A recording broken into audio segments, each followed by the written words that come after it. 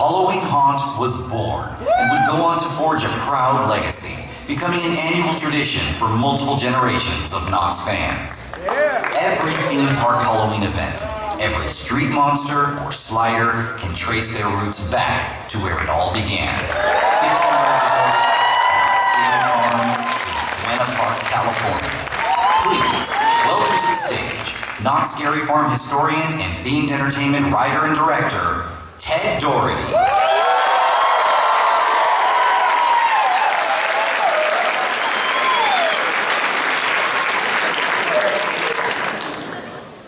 Hello. Hi, everybody. Welcome. Thank you so much for being here today. Oh my gosh. Well, my name is Ted Doherty, and I'm a writer, producer, and director for large-scale Halloween theme park, which we'll get into later. But my roots are at Knott's Scary Farm. I worked there several years as one of the slider monsters in the Ghost Town Scare Zone. Every single second of it, but nowadays I write and direct and help create the nightmares behind these different attractions. But I'm also a historian. I wrote the book on the history of Knott's Scary Farm that was released back in 2012 in conjunction with the 40th anniversary. So I know a thing or two about this event. It's very near and dear to my heart, which is why it's such a huge honor for me to be here with you. To help, yes, to help kick things off for the gold 50th anniversary of Knott's Scary Farm. Yes. So today we're going to celebrate some of the past highlights of Knott's Scary Farm, show how we got to where we are today, and share some fun stories. And yes, we're going to share some tidbits as to what folks might expect to experience this season. But no full spoilers, and we'll get into that a little bit later, but don't worry. We've got plenty of surprises to share with you today to get you even more excited about the upcoming season. Now, obviously, we're all fellow fans here of Knott's Scary Farm, but perhaps you might not be as familiar as to what the event was like before you started going. Unless you've been attending the entire time. Anybody go to year one? 1, 2 people. All right, awesome.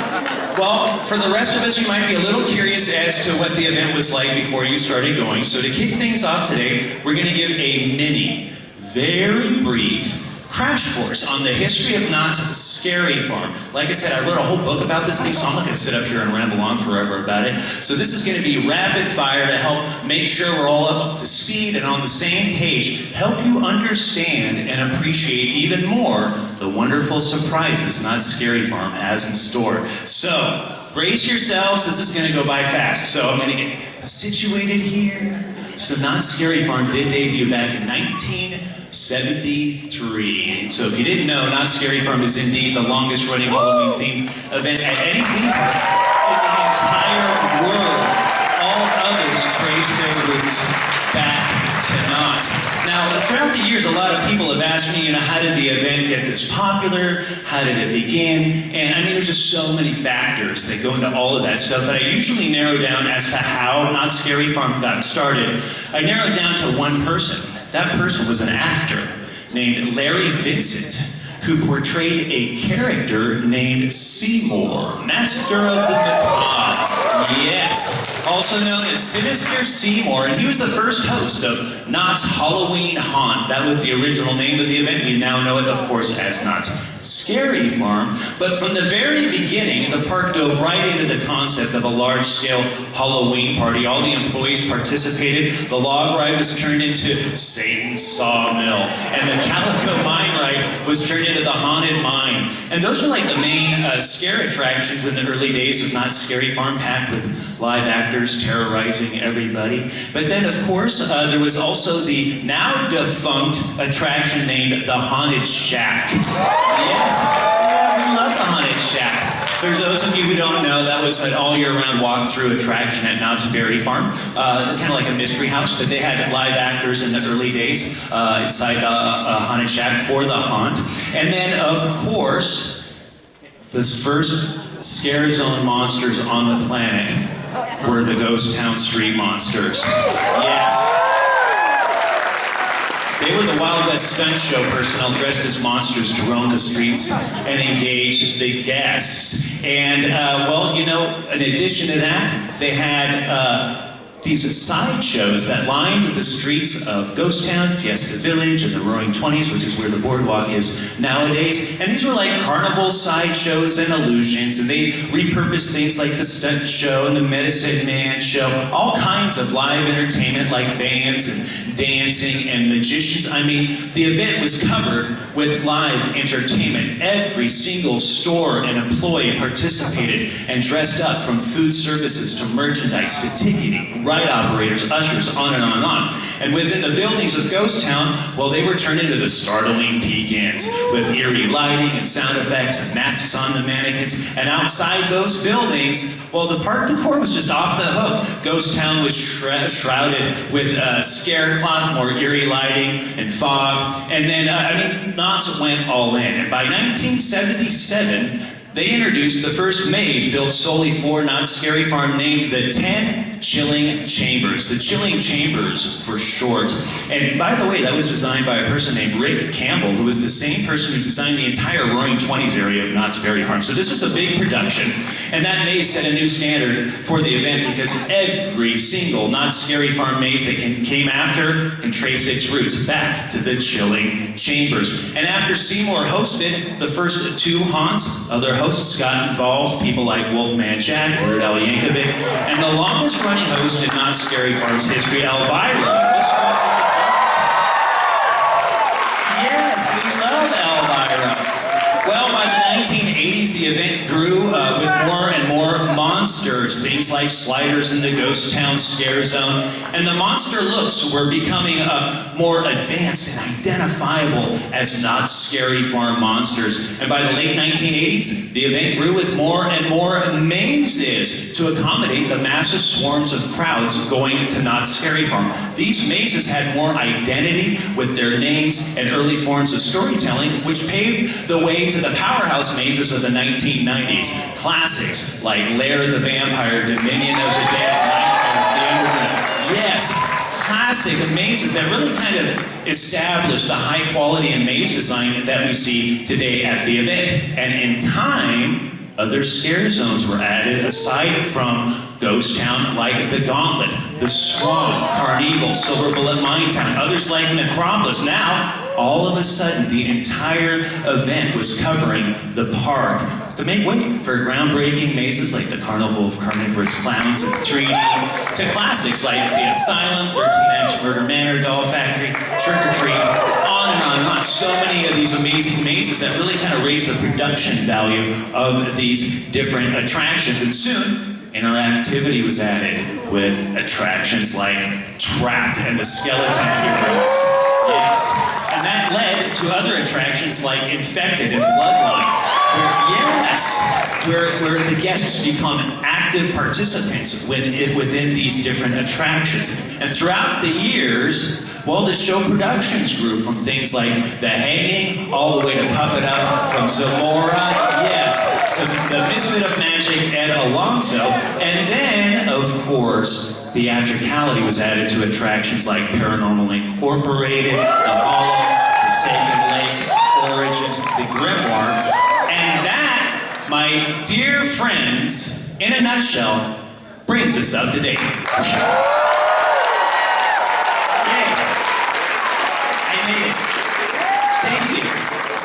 Obviously, I'm just scratching the surface. There's thousands and thousands of factors that go into making Knott's Scary Farm what it is today. But that's a general summary. So now that we're all on the same page, let's bring out our first guest, who's no stranger to Knott's Scary Farm.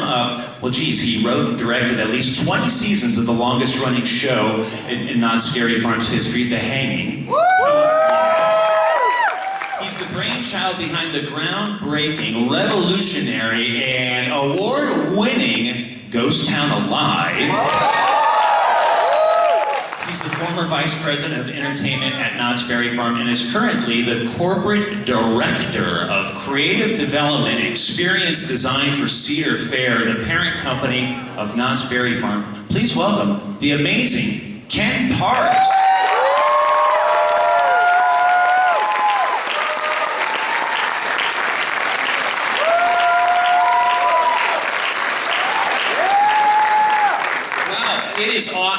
back here at Midsummer Scream. And so thank you to Midsummer Scream for having us back. And that was incredible. Thank you for doing that. Thank you. The other thing that you need to know about all of that history is that thousands upon thousands of people over the 50 years have made this event what it is. I just wonder if there's anyone here today who has been a part of the event in some part, and just shout out. Let's hear you.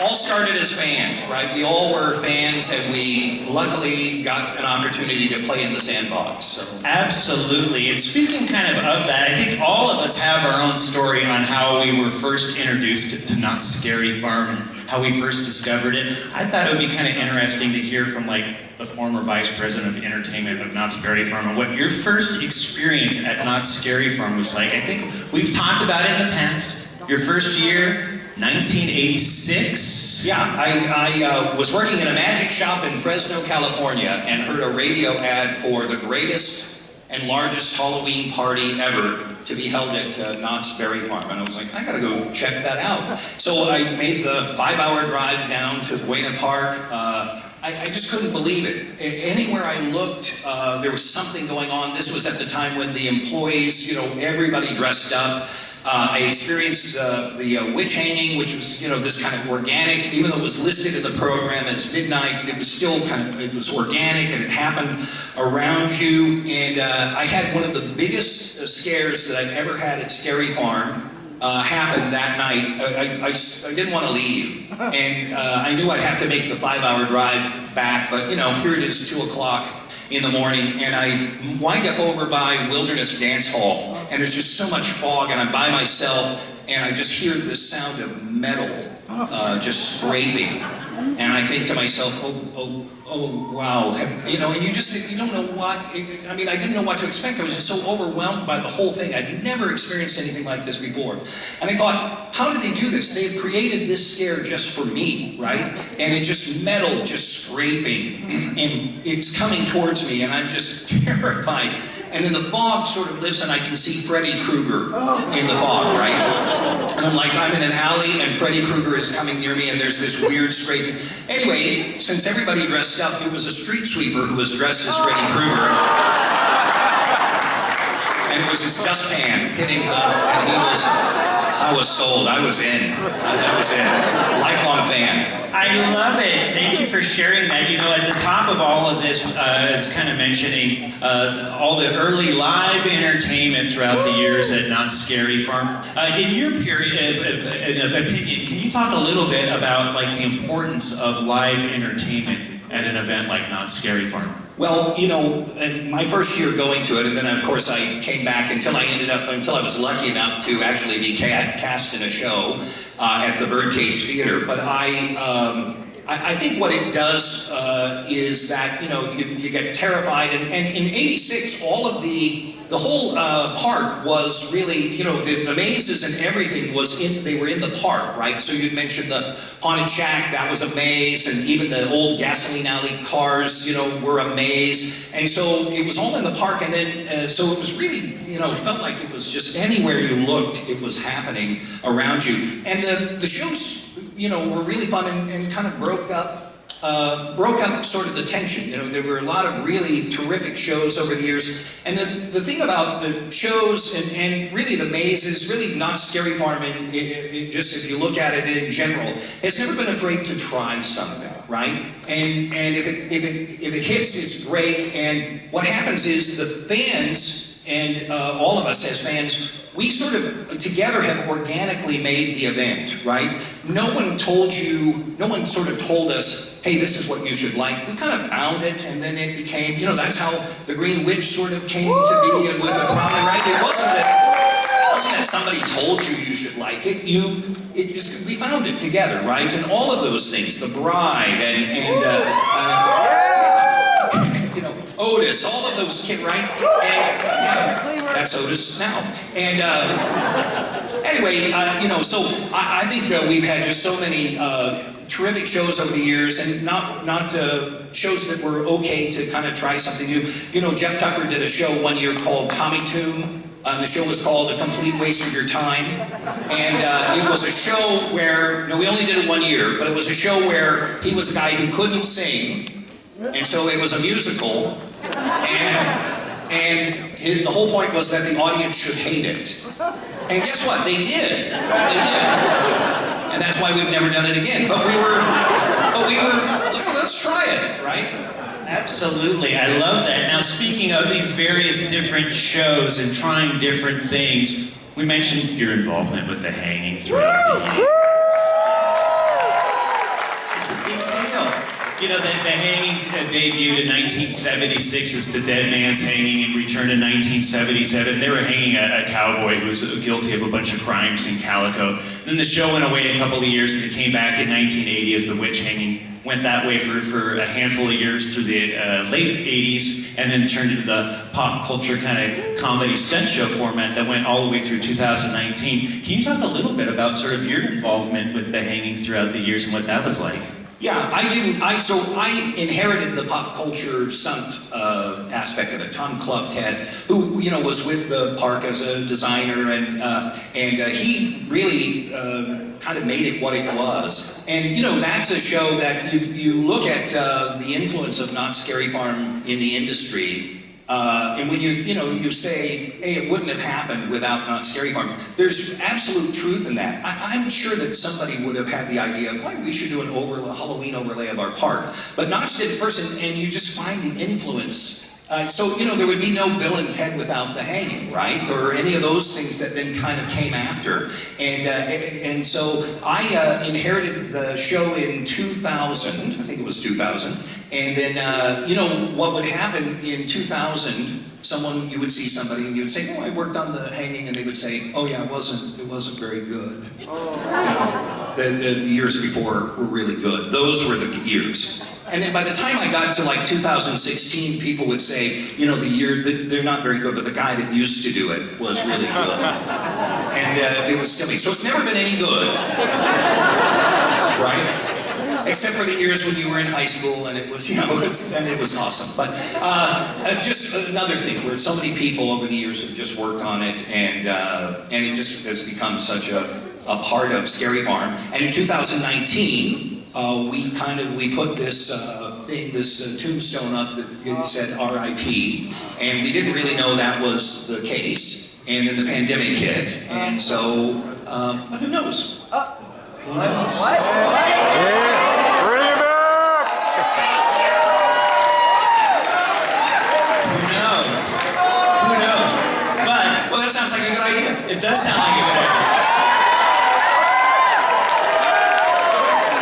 Switching gears real quick, I just put this slide up here. That this is a fun slide that's a behind-the-scenes slide of Ken Parks directing The Hanging way back in 2004 while we were filming Season of Screams, a documentary on Knott's Scary Farm. Ken, what do we see in here? We see the effects of pie.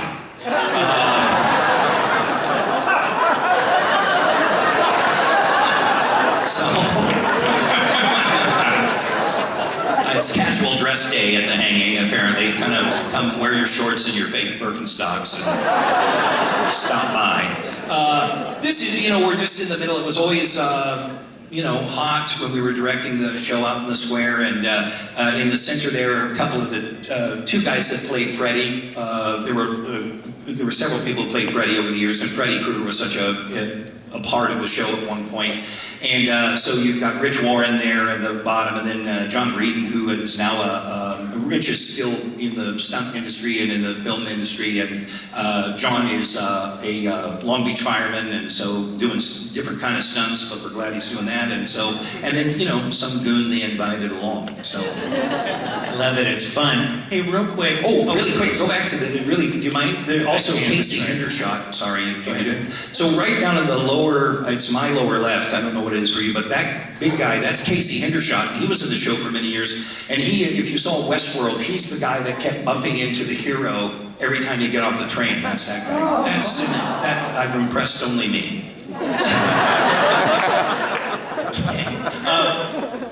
Let me get this here. So we talked a little bit about at the top of this whole thing about like more immersion, interactivity. in your opinion, and kind of, especially the last decade or so at Knott's Scary Farm, sort of, what's the importance of enhanced storytelling with interactivity and immersion for these different attractions at Knott's Scary Farm? Yeah, I think we all want to be a part of it.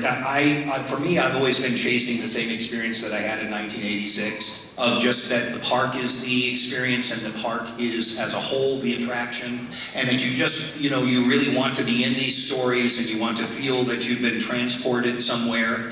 And this goes back to, you know, I was talking about where we're just let's try it and see what happens. One of the things, you know, there have been so many just great immersive attractions, from Trapped, there was we did Skeleton Key rooms, and then we kind of did them separately. Yeah, and there was one called Prey that had a lantern that you'd go in, and the lantern would kind of, you know, cut out right when you didn't want it to, and then that got us to Trick or Treat Lights Out, and so we've done all kinds of things over there. One of the things that we did not too long ago was, and you were a big part of this, was we thought, boy, it would be great to create sort of a living land or unliving land, whatever you want to call it, where everything's connected, where the maze story is connected to the scare zone is connected to the show. And so in 2019 we did that with Origins, and we did that with and so we did that with Ghost Town, and then the Hanging that year also was a part of that story, so it all kind of connected. But you can see it in Goring 20s, right? There are these moments that just kind of happen. Forsaken Lake has this processional that it just happens, right? It's not in a program, it doesn't tell you, just so that if you happen to be in the right spot at the right time, you have that same feeling that I got of Freddy Krueger with the dustpan, right? It's just happening around you. And so, you know, we're always looking at different things. This year we have some technology, some RFID technology. Somebody's going to tell you more about this in a minute. But, you know, we've got a character that has been around for a couple of years called the Conductor. And so, and that character was, you know, John Cook kind of said, hey, we've got that train, we should do something with the train. And we looked at, you know, can we do a ride? And we realized we really couldn't do that. But what we could do is use it as a prop. So we put it out, and he was like, we should, you know, have the train out. And I said, oh, what if there's this conductor that is in the front? And then we got, you know, this actor, Fred, who was just terrific, right? Just amazing. And so, you know, he's just kind of become this character that is just another part of the experience. And so we always treat, you know, the conductor like he's almost like he's the ferryman in the river Styx, right? He's got the lantern, and that's the thing that allows us to see all of the different terrifying worlds that we go into. And so anyway, this year we're going to try some RFD technology with his lantern. And so you'll be able to take the lantern around the park, and there are over 100 interactions that will happen around the park. It will do things in mazes. It will light up in scare zones. We're working on something that's pretty huge, and it's really Gus Kruger, you know, if you know Gus, who's awesome. And so he's been working on it with Scott Erickson, who is a technical genius, and so they're working on this together to bring that to you.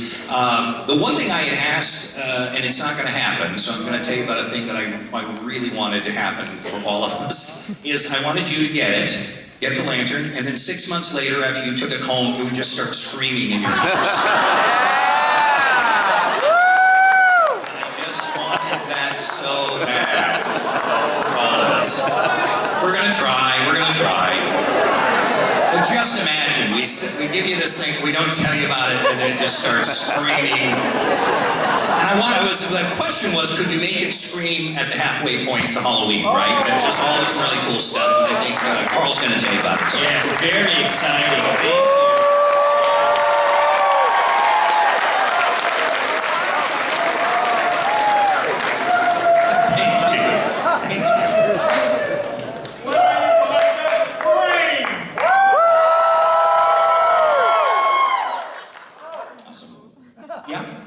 Hey, Ken. Sure. Who is that guy, by the way? That was Carl. We're going to talk to Carl a little bit later on. But Ken, you no longer just oversee things like Knott's Berry Farm. You're overseeing a lot of different locations now. What is it What's the process in the idea of taking the concept of a haunt, like at Knott's Scary Farm, and kind of spreading that idea to different locations? Well, Knott's is certainly unique in Cedar Fair, right? And it's really unique everywhere in the industry, but it's really unique to us as a company because it's really the most terrifying, scary event that we do.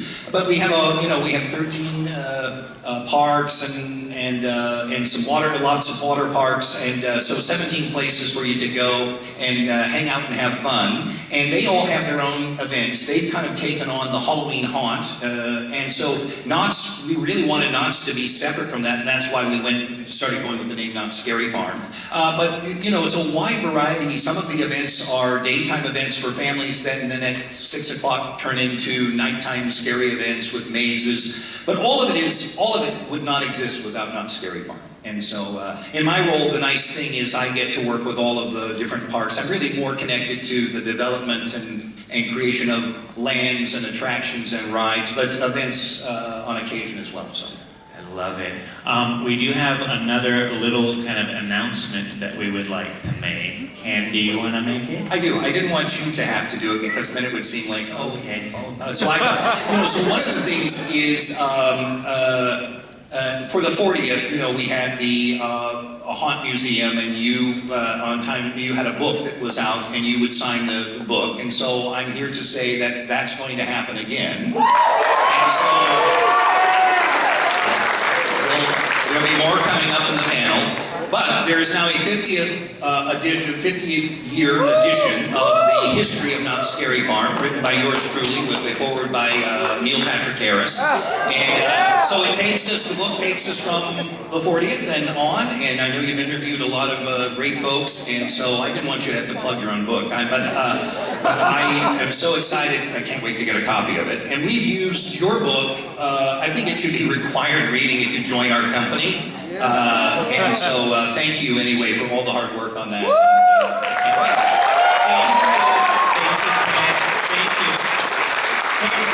Real quick, the original title of the book was Knott's Halloween Haunt, A Picture History, and so, but the event is no longer referred to as Halloween Haunt, so the new book title is The History of Knott's Scary Farm. So it's a revised, updated second edition. All the bells and whistles from the first edition are all there, and we've just added on to it. We're very excited about it. Our friends at Knott's Berry Farm Merchandise have asked me to let you all know that I will be at Knott's Scary Farm for several nights this season doing book signings. So swing by and introduce yourself and say hello.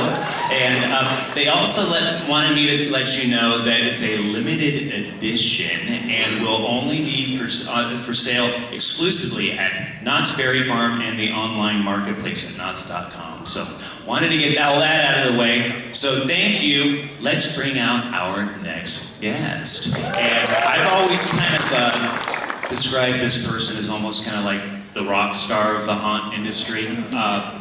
I can certainly say that I feel he's one of the great maze designers in the history of Knott's Scary Farm. Any fans of Paranormal Incorporated? How about Special Ops Infected? How about the Depths or Dark Ride? Well, we all worked with this person on a maze named Origins, The Curse of Caliban. How about Origins?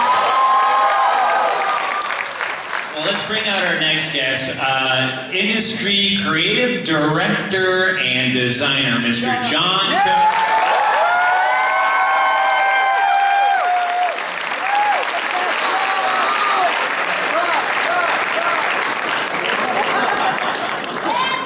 Welcome back. What's up, guys? Did we plug Ted's book? Yeah. Yes. Okay.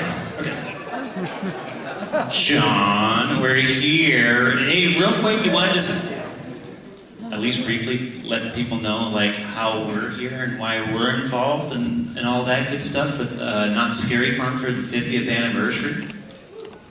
We're back. Yeah, we're very, very honored. I know everybody said it, but we are here first as fans of Knott's Scary Farm. We live and breathe Knott's Scary Farm, so we are super honored to be invited back to help participate with the programming and some attractions for Knott's Scary Farm this year. Yes. I think a lot of folks probably are very familiar with your design work, but they may not really know about the fact that you started as a monster the way I did way back when. Do you want to talk a little bit about your years as a monster at Knott Scary Farm? I'm going to tell a quick story real quick of how this came to be. So I was a fan of Knott Scary Farm. I had gone a few years, and I thought, okay, this would be fun.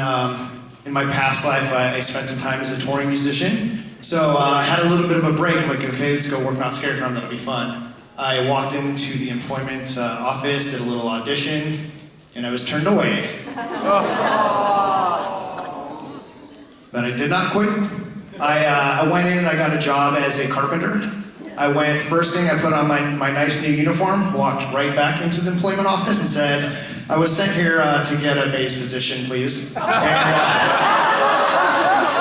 I got my first bass position in Hatchet High back in 2005.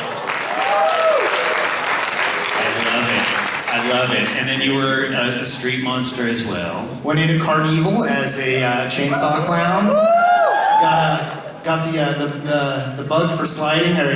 So I worked as a slider in Carnival as well as Necropolis out in Camp Snoopy. And finally, I went into Ghost Town as the Ghost Town prisoner, which I then retired. Awesome. Well, after being a monster for a while, you did wind up in the prop department. Can you talk a little bit about sort of what that entails, working for props for Knott Scary Farm?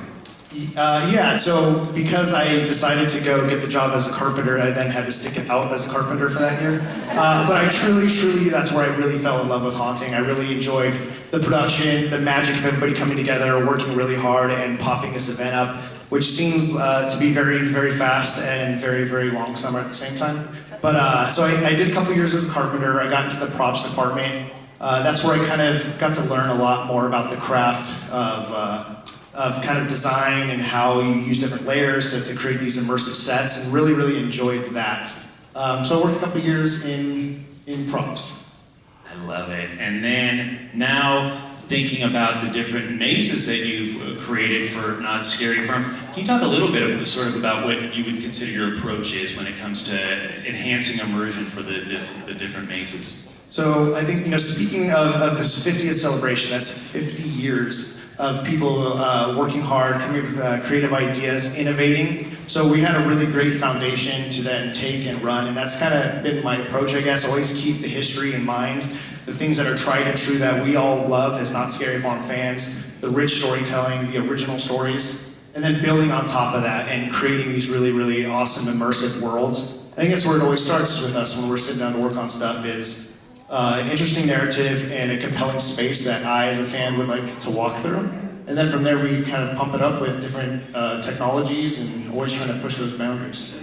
Yeah, and that kind of leads to something we wanted to briefly mention, something that we wanted to share with all of you folks, something that we've kind of been working on for a while, all of us here, and it's something that we're very proud of, and we've said it now, but hopefully you understand that, first and foremost, we are fans of this event. We care about it, we love it, and this thing that we've been working on is something us as fans, we would want to see at the Knott Scary Farm 50th anniversary. So we're happy to announce that we are creating and will be presenting a Knott Scary Farm 50th anniversary Legacy Store and Museum.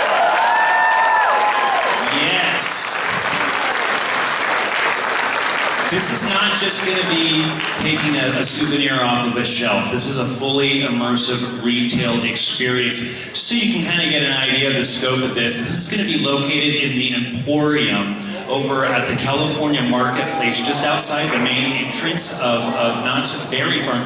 And during the day, that's how you'll be able to go inside the store, so you don't have to be inside the park during the day to visit the store. However, at nighttime, during Knott Scary Farm hours, the only access will be from inside the park through a rear entrance that we'll talk a little bit about it. So you want to walk them through some of what we're going to be doing. So we approached this experience. Ken brought us in to help out with this experience, and we really truly approached it like we would do one of our maze attractions. So it's a really deep dive into scenic production. It's a very high quality sets. a lot of scenic lighting, everything to really create this immersive experience. And as we're gonna see here, we're gonna take a couple nods from our old favorites. You know, we had a thing in production when I was working, especially speaking when I was in props. We'd always take these pictures on the pumpkin stairs. It was like a really cool photo op. So we said, let's turn that into a photo op for the guests to be able to come and do as well. So as you journey through this experience, you're gonna visit many different old maze influences as well as scare zones. But there's also gonna be lots of awesome, fun photo ops throughout it as well. And here we're looking at a cemetery portion, and again, more nods to various themes of Knott's Scary Farm's past throughout all of it. Yeah, like with our maze approaches, I always like to think of them as an adventure that you're going through, so that's what we did here as well. As you're going through the store, could be a non-linear experience to where you can venture off into different elements. And here's kind of the focal point, what we're calling the rotunda, the focal point of the store. Yeah, this is the heart. This is the heart of the entire space. This is kind of a theme that you'll kind of see throughout the event this year. As they make future announcements, you're going to see this kind of theme reoccurring, and it's something that we wanted to do, as Ken was speaking to earlier. This connectivity through the entire event, and this is kind of the central hub of that, where everything is going to be built off of. Yes, we're very, very excited about it.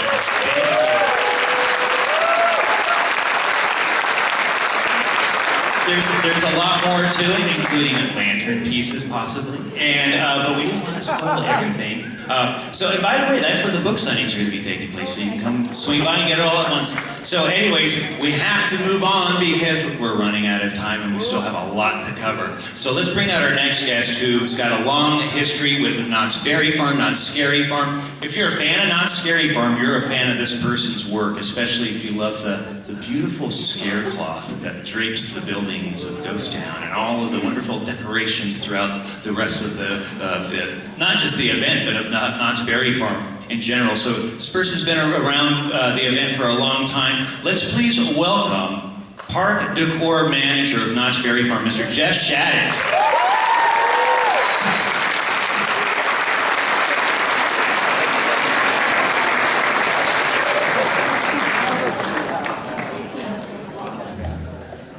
Jeff. Hello.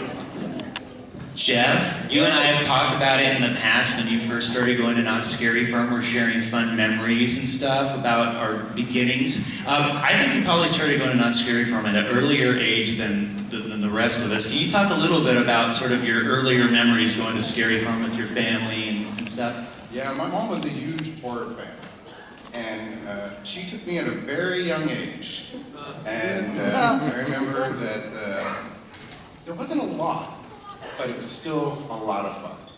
And my mom liked to just sit in the fog and watch the monsters scare everybody. And she also liked the movies. So my very first scare at Scary Farm was actually from a peek as a young kid. That's when they had actors inside. And then that went away, but that monster popped out, put his face right up against mine because it was pushed against the metal grating of Wingley's Laundry, and scared the heck out of me. I love it. Now, obviously, that had an impact on your future work. Can you talk a little bit about sort of your overall philosophy and approach to the park decor for Knott's Scary Farm? So, the very first year I ever started working at Knott was '87. I worked in the picture gallery and I took photos. And I remember every night at Scary Farm, I would watch The Witch Hanging. And I would always beg them to let me go out and watch The Witch Hanging. Every show. So my last night, unfortunately, was Halloween. Several years later, I came back, and I came back as a tech. And in the earlier years, when I first started working there was only two areas that were really decorated. The Camp Snoopy area and Ghost Town.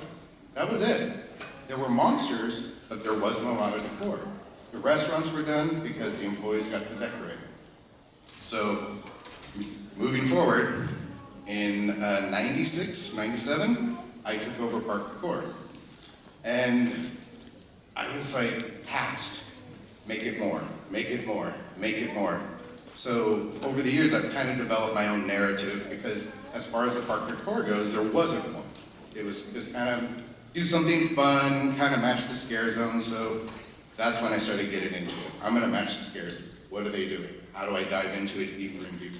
So the last several years, my concept is when you enter the park, it's the death of the park. That's why it's all draped in funeral bunting and all over the park, and it's all the purple and black, and then you have the giant skeletons as you come in, and that's an interesting thing. There never used to be a really big entrance statement.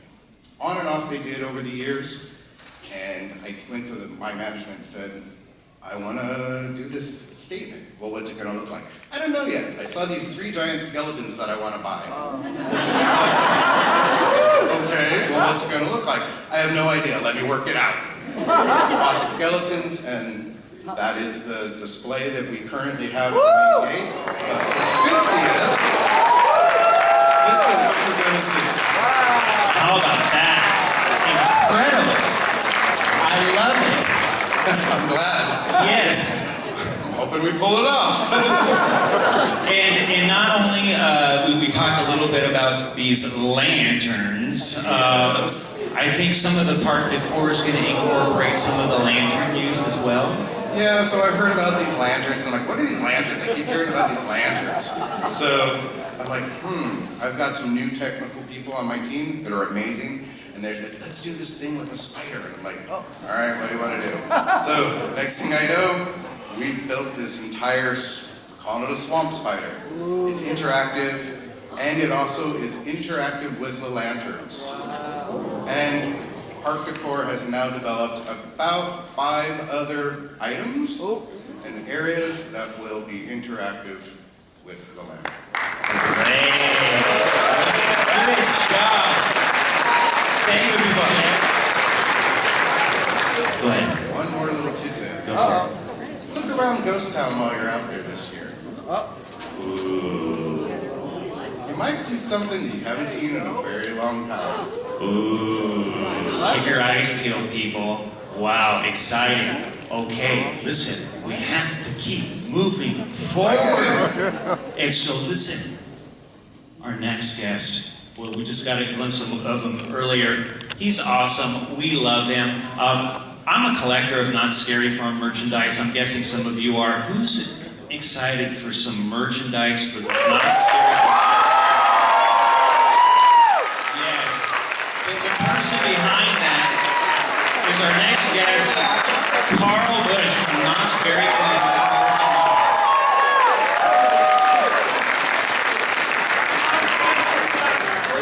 Right now.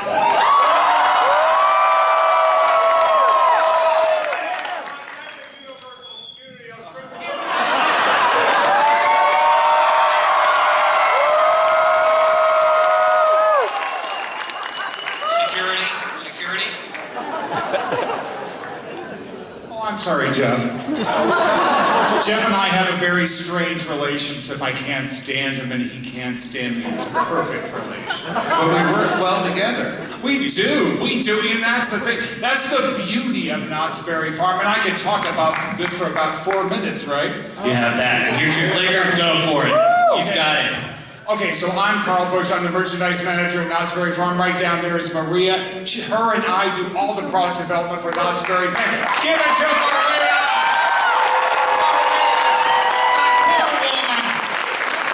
Working with me, I'm loud, I'm a pain in the ass, and thank God I work for Knott's. Anyway, so what in the hell do I do with this? Okay, there we go. Okay, that's it. Oh, no, now I can see it. Oh, look at this, ladies and gentlemen. You know we love purple, you know we love green, so you know we love this. I am giving you, not 1, not 2, 21 new shirts this year. I'm not talking loud enough, I can talk louder. Oh, come on, you know it. Okay, we are so into gargoyles this year, you wouldn't believe it.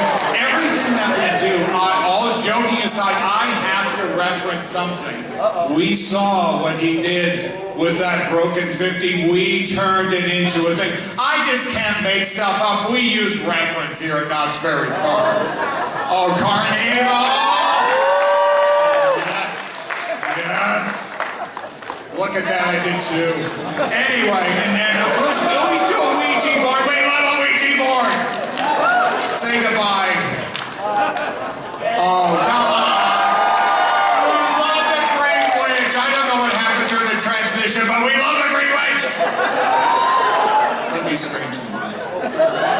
Oh, come on, look at that gargoyle. It's gonna be in the show. Look at that, and you're gonna go, you're gonna see it, you're gonna into it. Okay, this came from 1980. We remade it, reused it, and direct reference is gonna be a beautiful 5x7 frame. You can put your the scariest picture in it with a lantern. Oh, you know I love cockroaches. I was the one who brought cockroaches. Every year we sell 50,000 cockroaches at Knott's Berry Farm. And I only buy 10,000, but we sell 50,000. Why am I screaming? Anyway. Okay, there was a spider on the gate. We put the spider back on the gate. No, we didn't. We put it on a shirt. We didn't put it on the gate. Well, what, did Ken not give you enough money? God damn. Come on, Ken. Ken can be such a cheap pie.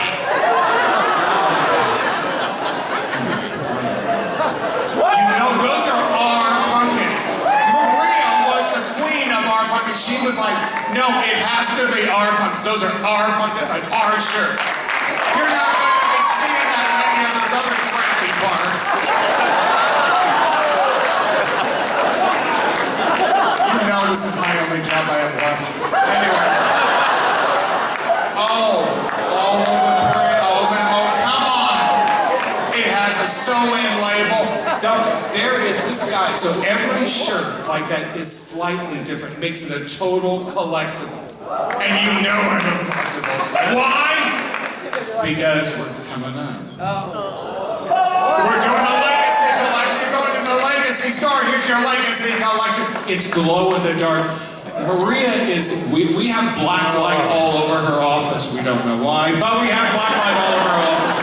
And we're always looking at black light, and we're always looking for resurrective. Oh, you know what this is.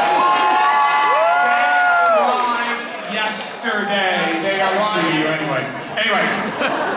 Oh, come on. You know I like, we did the coffin mug. We did a light of coffin ornament. Oh, come on. Drink, you know we love a drink cup. Okay, we have Sarah Marshall's original hat. We redid. I want to see it on most of your heads. That hat. We did another Cursed Pearl because we love to do the damn Cursed Pearl. So we did the Cursed Pearl again. We made a Department 56. But we are the largest dealer in Department 56 for 300 miles, ladies and gentlemen. So we did another piece. We did our 50th anniversary trip. Yes, it's dripping blood. You can put your finger on it and it'll just feel like your mama. Well, she's clean. Anyway, let's keep going. Okay, so yes. Here we go. You know we love food in Knott's Berry Farm. I think Mr. Knott made something. I don't know. Or the Boysen guy and he fell off the roof. Anyway, let's keep going. That's for Boysenberry Festival. I know what it is. Okay. Oh, look at that. Oh, you can drink that at night. Maria did it with the black light in her office. It was really, well, she was smoking at the time. Anyway, let's keep going. Oh, no, don't turn on her. This is Long Beach, not Stanton. Come on. Anyway, come on. Okay, Maria has it right there. Let that over. I'll give her a round of applause. Look at that.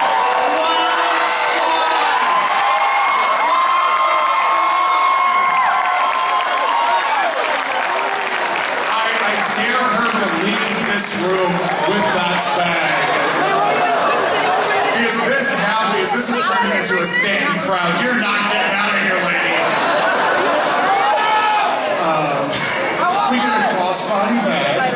And, oh, a lantern. 100 iterations. You're walking around. You're lighting stuff up. Things come out of the walls for you.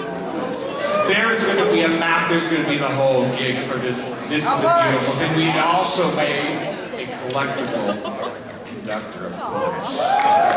Okay, Tiki mug from Tiki Farm, the crown jewel, San Luis Obispo. Yes, that's where they come from. Well, they kind of come from there. Anyway, that's our new 50th anniversary. We sold out of our first Tiki mug. This one, guaranteed sold out. This is no joke, ladies and gentlemen. No joke. Look, custom everything. Look at Maria and I did our jobs, damn it. Don't let him tell us no right, Maria? Damn straight. Anyway, why am I swearing? Anyway, is there any children in here? It shouldn't be. It's Long Beach. There shouldn't be children in here. Come on. Okay, I did 50 pins. 50 pins! I gave you 100 pins for the 100 pins. You get 50! For Scary Farm. I can't show you all the pins. That's why they're all blocked off all over the back. I also made you a coffin pin. So you can basically put all your pins on it, put it up, and you can glow in the dark, just like Maria does. It's a nice. I don't know what they're gonna look like, but it's up to you. Now you two, you're all adults. You do what you want. So yes, we made yes, 50. Now they're all going to be. Okay, I'm going to tell you one thing only. Extremely limited. You see that pin, you want that pin, you buy that pin! Listen, I go through all those pin things. I don't want to hear it! You know, so the thing is, I'll pin trade with you, but you're not going to like it. Let's put it that way. Anyway, but the thing is, I also did a cockroach pin because I could. Anyway, but we also did all the logos. I did all the logos. I did all the main things. Of course, these are only 20 of the ones I can show you because we can't show you all. Come on! Well, that's just the way it is, lady. Anyway, I made a scary.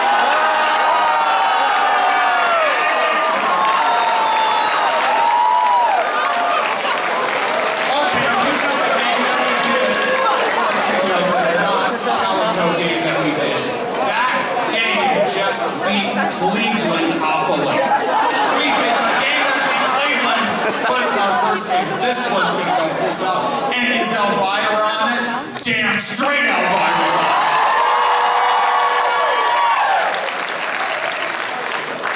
She cashed the check, as I said. But it's a great game. Look at that game. My mama would love it, but she's dead. Anyway, let's keep going. Why did you bring me there? We're doing this damn book. And you know what I did? I'm gonna do it. One of those pins is his book pin. Wow! One other fact, that book, the 40th anniversary book, is worth $148 on eBay right now. This book I produced, it's gonna do the same thing. Get his signature on it. We're gonna have his ass sitting in that thing. It's gonna sell it. This is not Berry Farm, ladies and gentlemen. We gotta make some money. Come on! Y'all pay me for my looks. All right, we created for you an exclusive Midsummer screen shirt. If you use that QR code, you get to the thing $26.99. If you want it, you got it. So, ladies and gentlemen, that's what we've done for you. If you have any questions, go beat me up. Don't touch that light. Let her get out with that slide thing. Hey, just to quickly, I just want to talk about the shirt just quickly.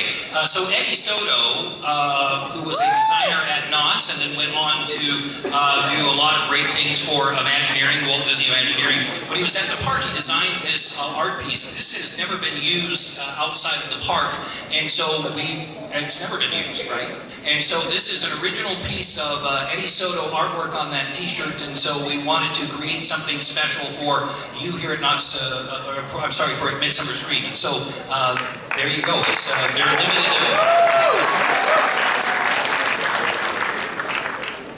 I'll take the clicker back. By the way, Grab the clicker from my hand, grasshopper. every everything sold, $5 goes to helping Carl get into the home. So please. Let me see what we're up to, please. Well, listen. Thank you very much for that, Carl.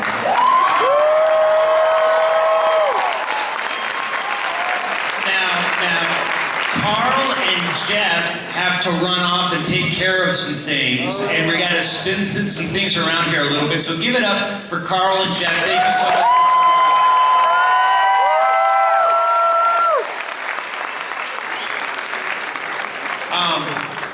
As I kind of mentioned at the top of this whole thing, you know, I usually kind of narrow down as to how Knott's Scary Farm got started to one person, Larry Vincent, Sinister Seymour. You know, I didn't mention how or why that happened. I did state that Seymour was a famous television horror host here in Southern California in the early 1970s, and his shows really hello? Okay, there you go. His shows consisted of like B-horror movies, and Seymour would periodically interrupt the film and crack jokes about how terrible the movies are. He would affectionately refer to his viewers, his fans, as fringies, because they were on the fringe of lunacy for liking such terrible, trashy movies. Well, to promote his TV show, he took it out on the road and performed it live at local movie theaters here in Southern California.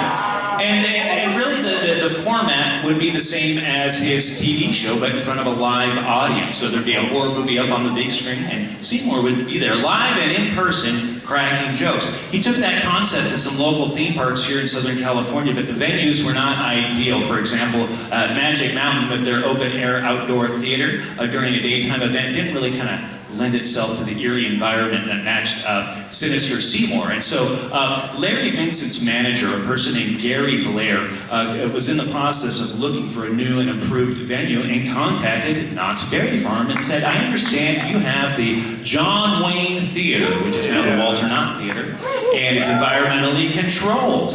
It's got a movie projector. Can we have Seymour perform there? Well, Knott's Berry Farm loved the idea and said, wait a minute, we'll build a Halloween event around Seymour, and that was the birth of Knott's Halloween Haunt. Now, Knott's Berry Farm, yes. To learn a little bit more about Larry Vincent and Seymour, it's our absolute honor and pleasure to introduce to you Larry Vincent's daughters. Wow. Please welcome Diane and Valerie Vincent.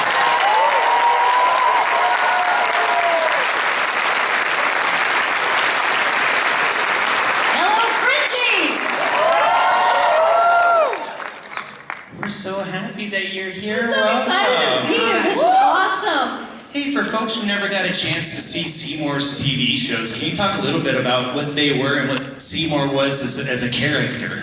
Well, you touched on it a little bit, but he would intro. Well, the show itself, as Ted was saying, was kind of a comedic take on really lousy movies, scary sci-fi and horror movies, and it was Seymour's opportunity to do some shtick, before commercial, and sometimes actually during the movie. He would pop up in the corner and make a joke, and I think that kind of gave birth to that later show, Mystery Science Theater. So he turned the sound off and interjects himself and put in his own jokes, and he picked the worst films of the lot, Attack of the Mushroom People, Beach Woman, The Mummy's Tomb, Teenagers from Outer Space.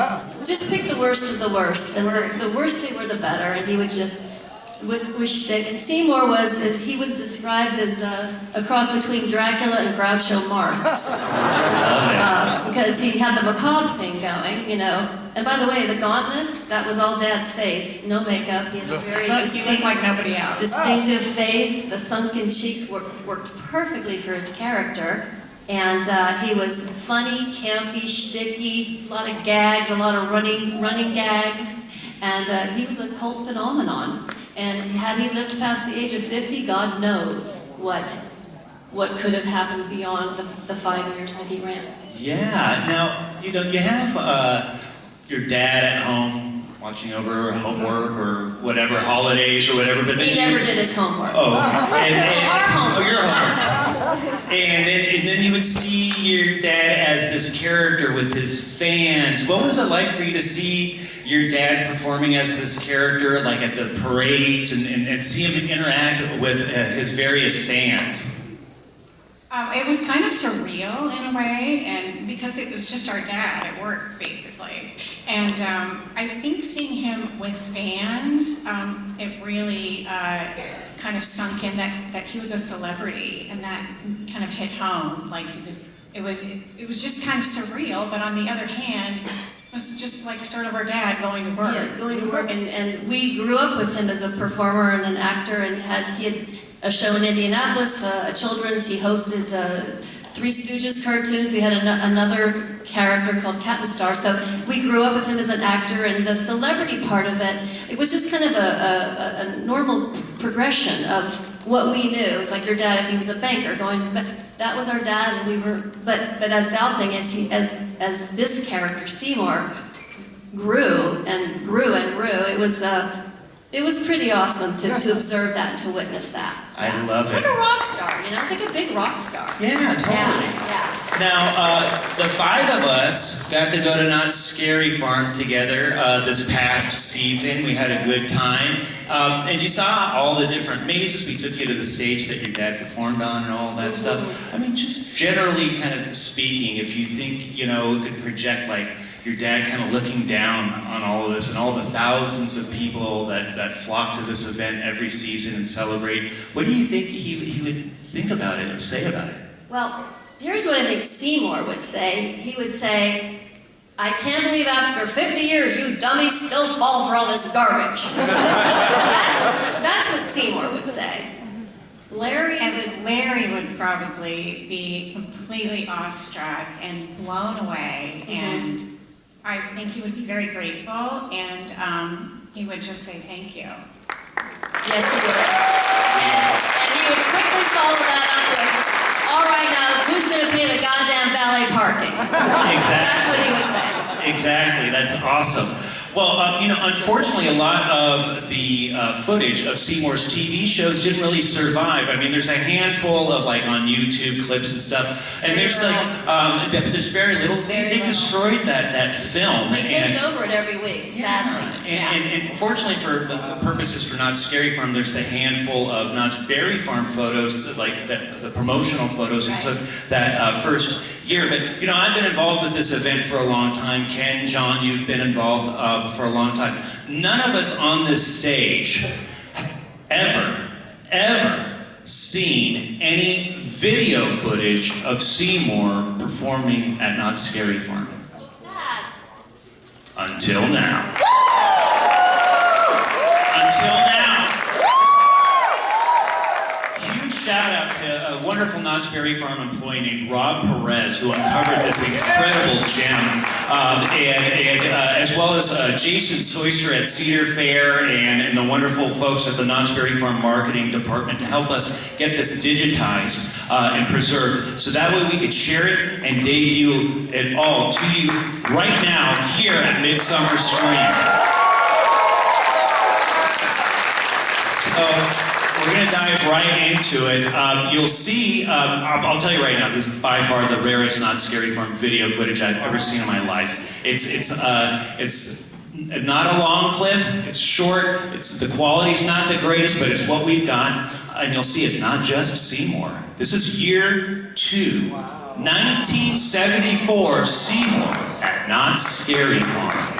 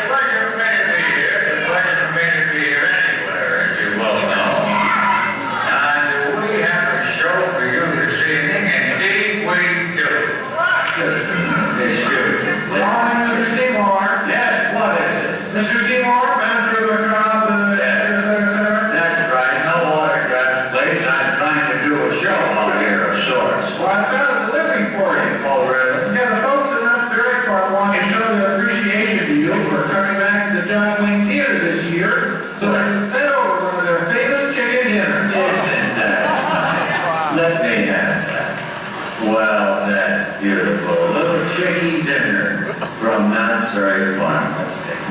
There.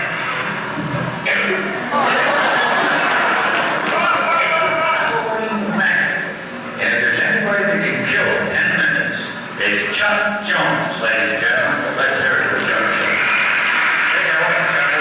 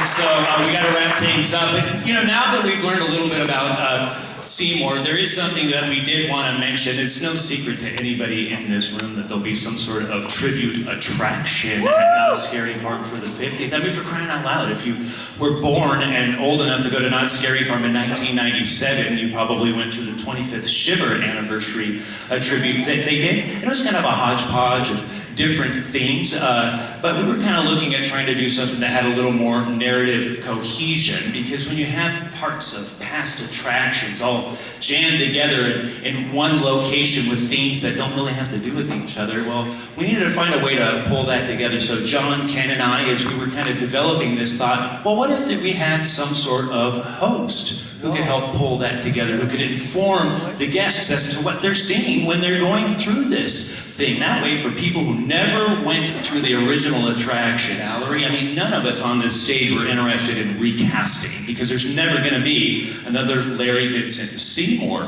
But we thought, well, since this attraction is about tributes in general, we thought, well, what if we created our own tribute to Seymour as a new character inspired by Seymour, who could stand on its own as a creepy, scary icon that would read to a modern audience who has no idea who Seymour was. But if you know who Seymour is, you would see that connection. And so what if we leaned more toward the sinister side of Seymour, more toward the macabre side of Seymour? And well, what we came up with for this host is a new character we have named the Keeper. Yes. And the Keeper watches over the past haunts of Knott's Scary Farm, keeps them locked up and stored away within the confines of what this attraction is. You'll find out about that attraction later on, but for now, with a few very important words, it's our pleasure to introduce to you, for the first time ever, live and in person, the Keeper.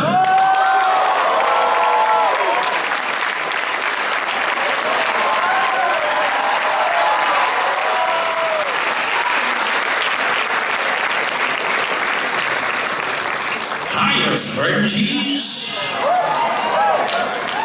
I'm here to tell you about a spine-tingling event at Knott's Berry Farm, Thursday, August 24th. That's right. This opportunity gives you a sneak peek at the horror that waits for you at the 50th anniversary of Knott's Scary Farm. New blood-curdling mazes, sinister scare zones, and ghoulish shows here for you that night. And listen here, friendies. Tickets go on sale. Wait for it. Wait for it. Monday morning at 10 a.m. exclusively at Knotts.com.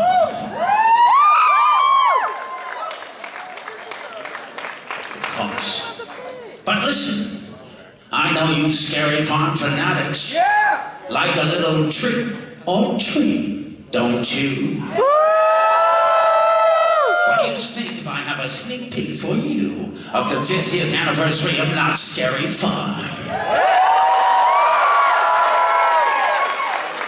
Shall we peel back the veil, unearth some footage, maybe even creak open a casket door?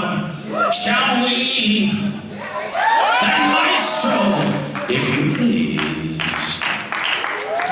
Greetings and salutations from Knott's Scary Farm, where we're celebrating 50 years of never-ending nightmares. And not with a slice of cake, no! With 10 frightening mazes, 5 sinister scare zones, 4 hair-raising shows, plus so much more that we're dying to tell you about. Why don't you join us for a kickoff announcement event celebration by the Creepies on Thursday, August 24th at 7 p.m. to learn all about what is waiting for you here in the fog at Knott's Scary Farm. Purchase your tickets starting on Monday, July 31st at 10 a.m. Have you reserved your nightmares yet? The event tickets and packages are available now at NotScaryFarm.com.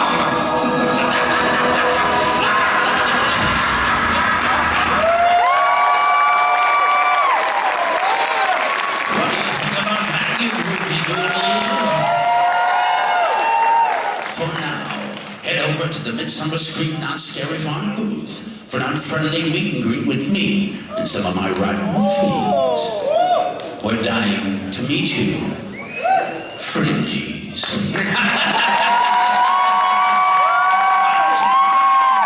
Good riddance and bad night.